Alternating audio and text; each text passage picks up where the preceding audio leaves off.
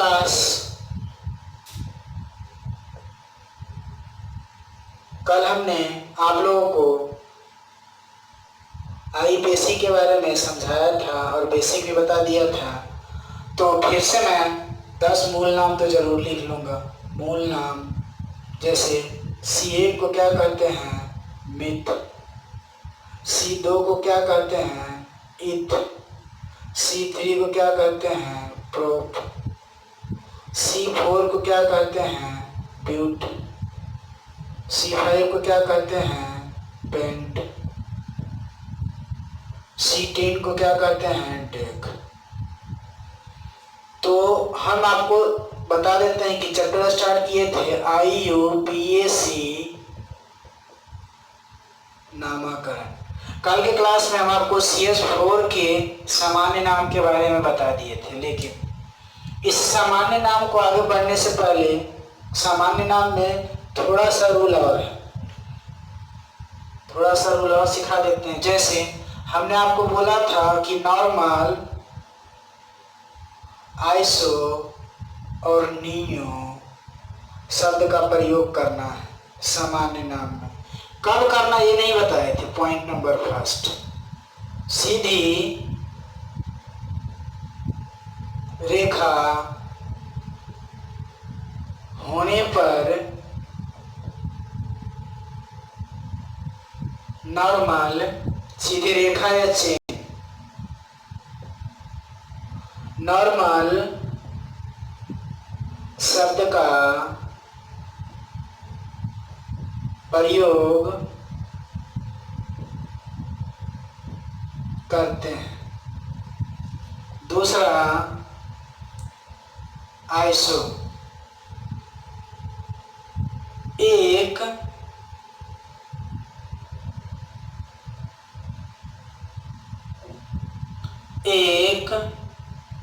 शाखा या ब्रांच,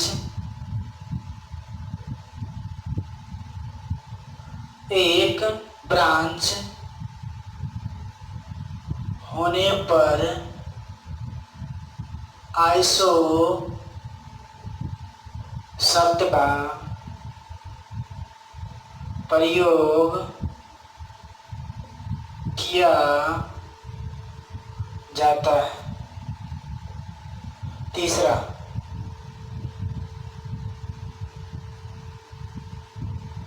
दो या दो से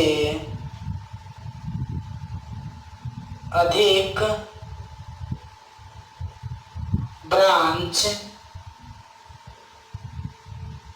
एक ही कार्बन पर उपस्थित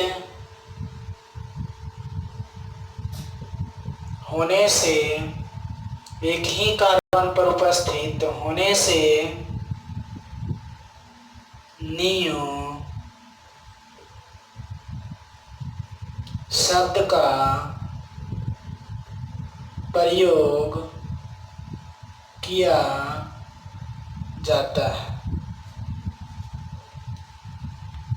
नियो शब्द का प्रयोग किया जाता है।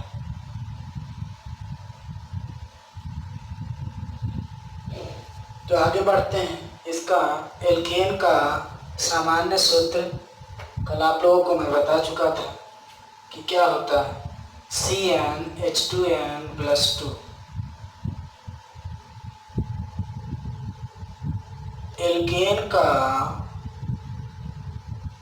सामान्य सूत्र CnH2n+2। तो एक तरफ IUPAC नाम, तो दूसरा तरफ सामान्य नाम, दोनों बनाते हैं। तो सबसे पहले कोशिश करेंगे IUPAC नाम बनाने। पुट n = 1, तो पुट किए C1H2 × 1+2, तो हो गया C1H2+2 अर्थात CH4। इसको कल बता चुके थे आपको हम कि एमएफ मॉलिक्यूलर फॉर्मूला कहते हैं। ये भी सिखा दिए थे कार्बन हमेशा 4 बंध का निर्माण करता है, अर्थात ये हो गया स्ट्रक्चर फॉर्मूला। अब एक कार्बन है तो एक कार्बन को हम लिख चुके हैं मिथ। आईपीएसी नाम में मूल नाम के अंत में सिर्फ एएनई जोड़ते हैं और कुछ नहीं जोड़ा जाता है। तो यूपीएससी में इसका नाम हो गया, यूपीएससी में कार्बन की गिनती करते हैं, कार्बन 1 है, मिथ लगाएंगे ए मीथेन। इसका आईपीएसी नाम हो गया मीथेन और कुछ भी इसमें फेरबदल नहीं करते हैं, लेकिन सामान्य नाम में भी पुट करने पर निकल के आएगा यही CH4 N बराबर 1। सामान्य सूत्र यही होगा CnH2n+2। इसका स्ट्रक्चर भी बिल्कुल वही होगा, सेम, कोई अंतर नहीं। लेकिन जब इसका नाम लिखेंगे तो नाम के पहले नॉर्मल मीथेन अर्थात नॉर्मल शब्द का प्रयोग हो जाएगा और नॉर्मल अक्षर को लगा देंगे या जोड़ देंगे। अब आगे दूसरा पुट करते हैं आईपीएसी नाम में। Put n is equal to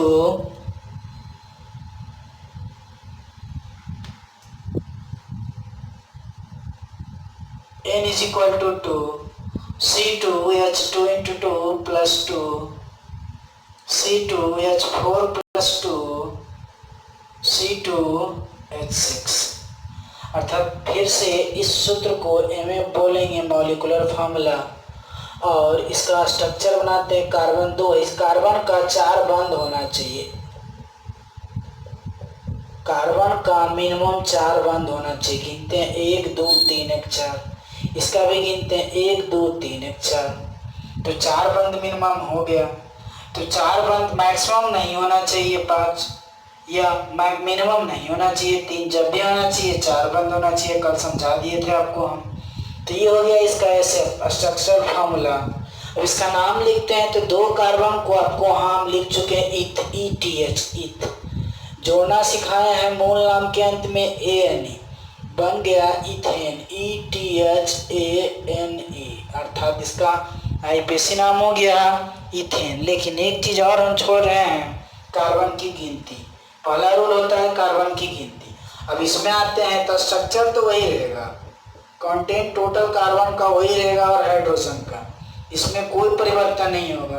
but इसमें काउंटिंग नहीं होगा।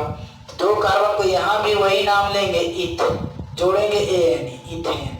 लेकिन नाम के पहले सीधी चेन है तो नॉर्मल शब्द लगेगा। यहाँ नाम हो गया नॉर्मल इथेन, नॉर्मल इथेन। ठीक इसी प्रकार पुट करते हैं n बराबर 3। आईपीएसी नाम में पुट करते हैं n बराबर 3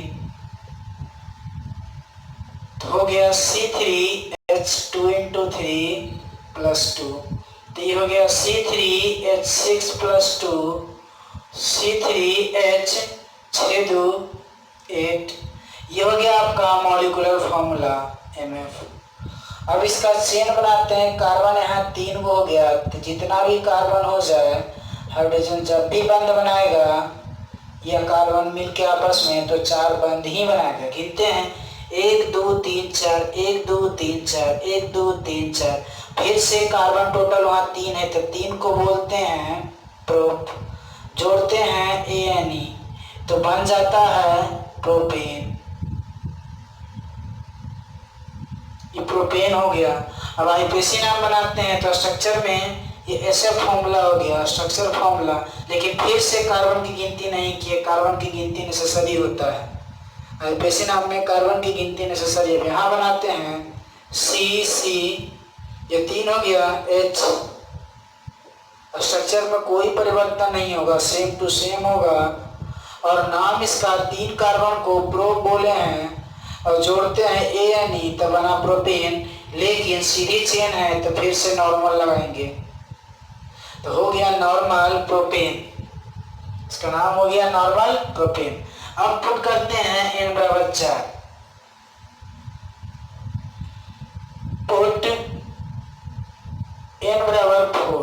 पुट करते हैं C4H2 × 4 + 2, तो हो गया C4H8 + 2 हो गया C4H10।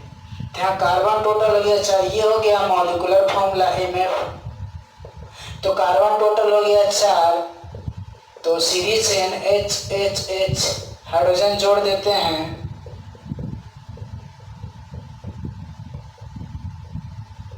तो हाइड्रोजन जोड़ देते हैं, तो हाइड्रोजन हो गया टोटल 10 को गिन लेते हैं, है या नहीं, 1 2 3 4 5 6 7 8 9 10, बिल्कुल 10 है। अब बंधन गिनते हैं 1 2 3 4 1 2 3 4 1 2 3 4 1 2 3 4, सब बराबर है, लेकिन गिनती करना जरूरी है पेशिना में 1 2 3 4। अब 4 को क्या कहते हैं, ब्यूट प्लस ANE बन गया ब्यूटेन। आईपीएसी नाम में हो गया ये ब्यूटेन, बट सामान्य नाम में इसकी दो तरह की संरचना संभव हो सकता है, एक सीधी चेन और दूसरा ब्रांच चेन। तो सबसे पहले सीधी चेन ही ड्रा करते हैं, ये सीधी चेन हो गया, हाइड्रोजन तो जोड़ देंगे, एक ये ब्रांच चेंज हो गया, एक शाखा आ गया। तो सीधी चेन का नाम तो जैसे लगाते थे बिल्कुल वैसे ही होगा, नॉर्मल ब्यूटेन, लेकिन ब्रांच में आपको बढ़िया से पता होगा कि ब्रांच में क्या होगा, कि जैसे ही एक ब्रांच आ गया नॉर्मल की जगह किया जाएगा आइसो।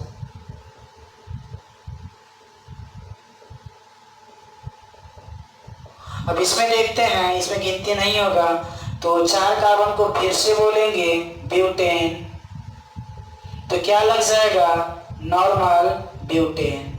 अब इसमें फिर से एक ब्रांच आ गया तो नॉर्मल नहीं आएगा, आइसो ब्यूटेन, अर्थात कॉमन 2 नाम संभव हो पाया, एक नॉर्मल एक आइसो।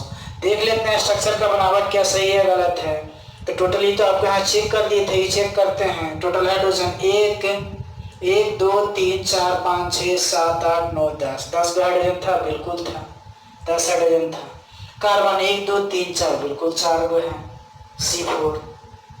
अब देखते हैं कि बंधन की अरेंजमेंट सही है, 1 2 3 4 बिल्कुल सही है, 1 2 3 4 1 2 3 4 1 2 3 4, प्रत्येक कार्बन 4 बंधों से बंधा हुआ है। लास्ट एक और एग्जांपल लेते हैं, N = 5, N = 5 put C5H2 × 5 + 2 C5H10 + 2 C5H12, ये हो गया आपका मॉलिक्यूलर फॉर्मूला। तो यहाँ टोटल कार्बन हो गया 5 गो, तो यहाँ तो सीधी चेन बना लेते हैं। अब इसका आईपीएसी नाम फिर से उसी ढंग से करेंगे जैसे करते आ रहे थे। कार्बन की गिनती 1 2 3 4 1 5, 5 को कहते हैं पेंट और जोड़ते हैं ANE, बन गया पेंटेन,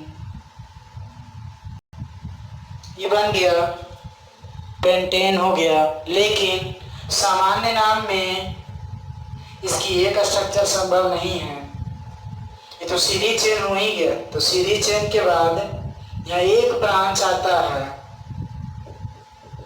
और सब कुछ चेंज करके चला जाता है। 4 1 5 हो गया,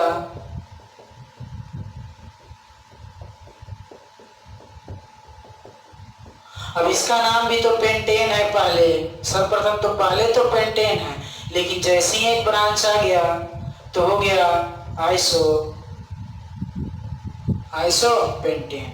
फिर से अगेन इसको और सही ढंग से अरेंज करते हैं, तो यहाँ डबल ब्रांच आ गया एक ही कार्बन पर, ये तो नॉर्मल रहा ना, नॉर्मल रहा ना आइसो रहा, अब बन गया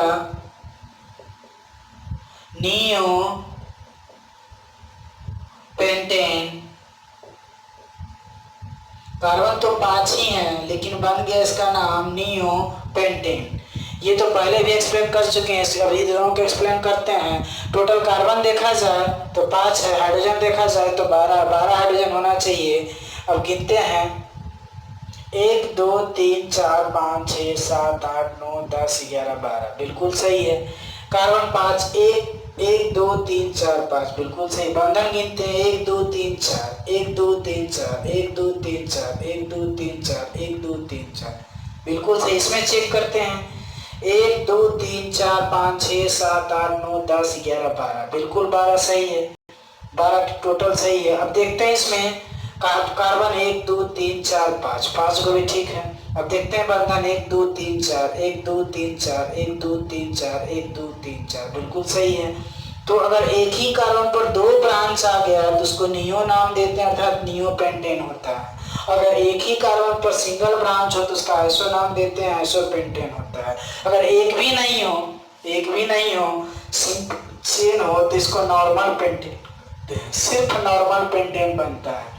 तो 5 कार्बन वाले नॉर्मल में 3 और आईपीसी में सिर्फ एक नाम संभव है जो पेंटेन है, और पेंटेन के रूप में इसे व्यक्त करते हैं इसे नॉर्मल आइसो नियो के रूप में। कार्बन की गिनती तो कर ही लेता है आईपीसी नाम में। तो कल आज के लिए इतना ही रहने देते हैं, कल इसको और आगे ले जाएंगे। नॉर्मल आइसो नियो से हट के आईपीसी नाम में कुछ और कंडीशन आता है, उसको आगे बढ़ाने की कोशिश करेंगे और एल्काइल समूह की भरपूर व्याख्या करेंगे। तो आज के लिए 11th के बच्चों के लिए इतना ही। थैंक्स।